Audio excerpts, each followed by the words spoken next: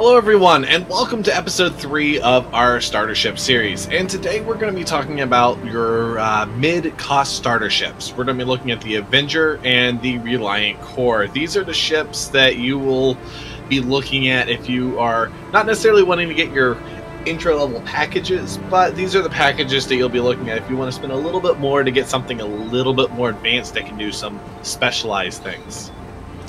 So this is the second hangar that you can get after the starting self-land hangar. This is called the AeroView hangar, also known as the high-tech industrial.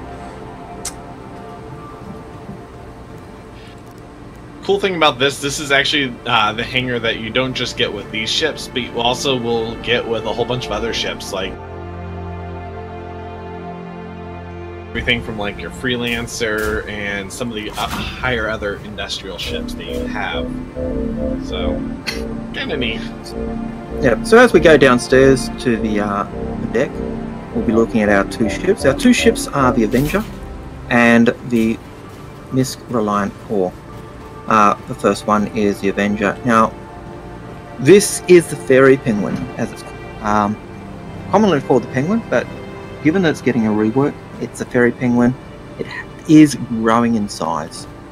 This ship has a massive size 3 gun on the nose and 2 size 2s on the wing, as well as a couple of missile pods on each wing as well. So she's fairly well armed, but the beauty of this ship is its cargo capacity. The Stalker is a bounty hunter ship, so it has the capacity to hold 6 bounties. And the cool thing is, it's just the bounty module that's currently in here, because you can actually equip it with your base cargo hauling module. If you look at the floor, you can see where the cargo is, and later on you can actually get them during sales, but when the game goes live you can equip these modules. There's also an EMP variant which takes up the entire back and allows you to EMP targets very effectively. Well, as the ship, when it goes through rework, you will be able to take out those individual cells. And so in Squadron 42 we do see a Stalker with only 2 prisoner cells and cargo space. Currently, when you're in an Avenger, you have a crawl space, which takes you into the all-important living quarters, which has the bed. And as we said in our previous show, this enables you to save the game while in space rather than going to a space station. In the rework, this will be a normal walk space, so you won't have a crawl space.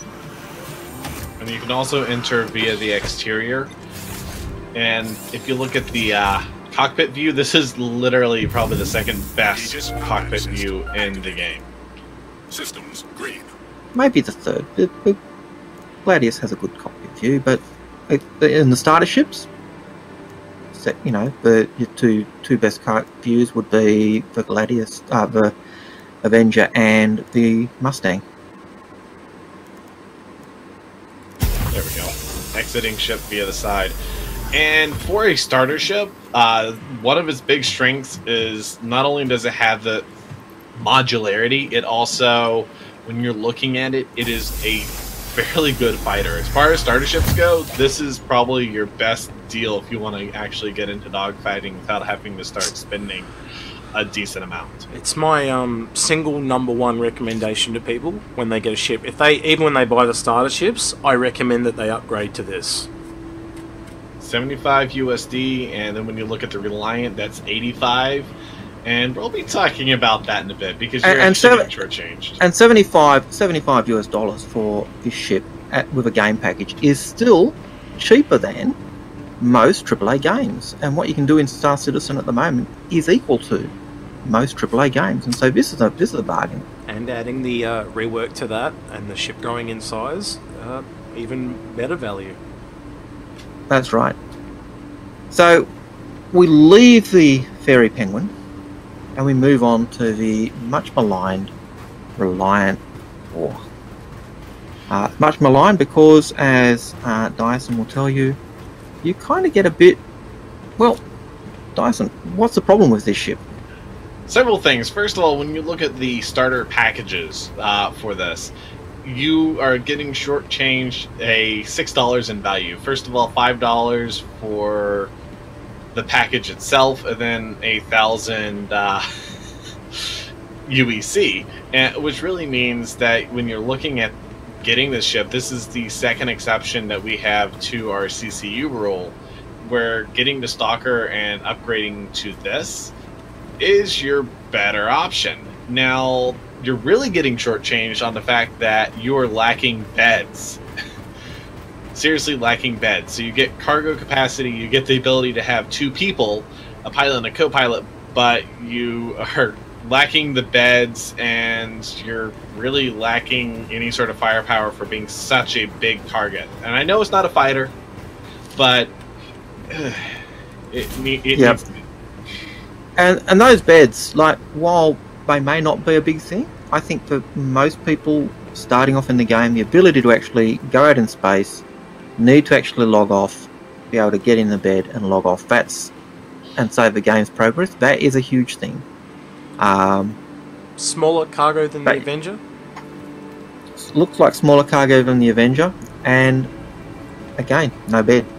The weapons on this thing, it does have a unique ball mount on the wingtip. So this is a size 3, size 4 utility mount, so it could take a camera or a tractor beam, or it could take a turret with 2 size 2 guns on it. As with a turret and with a co-pilot, the co-pilot could manipulate that turret to fire backwards as well. So it does give the ship a bit of uniqueness, but it does have that problem of no missiles, no heavier weapons, and that I think is a downplay, and the fact that you pay more for it if you buy this package. It's also especially when you start looking at something like the Titan. Also got 2 regular size 1 guns. That's right. But one of the unique things about this ship is the way it deploys in flight. It transforms. While it's landed or in landing mode, it's a horizontal aligned ship. Once it's in flight, the ship rotates around the cockpit to turn it into a vertical ship, and that's quite unique and looks quite sexy. But you've got to ask yourself, is that sexiness and the two crew better than less cargo space and no bed? And the big thing is really thinking, am I going to be flying with a friend or am I not? If you're not, it's no question. But if you're going to be flying with a friend, this might be the ship for you. But I would say take a look at episode 4, because we start talking about some ships that for a little bit more, you actually are able to actually take some friends with you. So the next episode really talks about ships that aren't really considered starter ships, but they're still in that price range, but does make them within that kind of, if you want to stretch a little bit more and get more versatility. So stay tuned for episode 4.